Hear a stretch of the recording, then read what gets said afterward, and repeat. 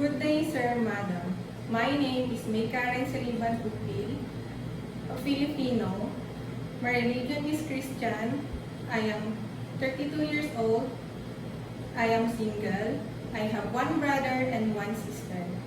I am a college graduate of Bachelor of Science in Hospitality Management. I have worked before as a domestic helper here in the Philippines. I clean and sanitize the house. I mop the floor and stairs, sweeping, vacuuming, dusting, removing trashes, washing dishes, washing and ironing clothes, plan and cook foods for my employer and also marketing.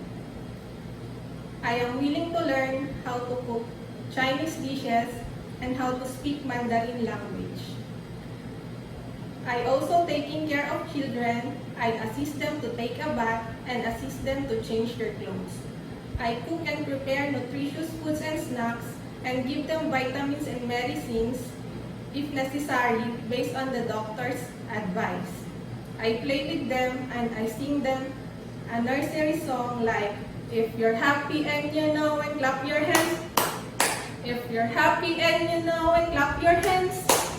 If you're happy and you know, then your face will surely show. If you're happy and you know it, clap your hands. And I also love them as my own family. Sir, madam, I am honest, patient, and a hardworking person. Please hire me as your household worker.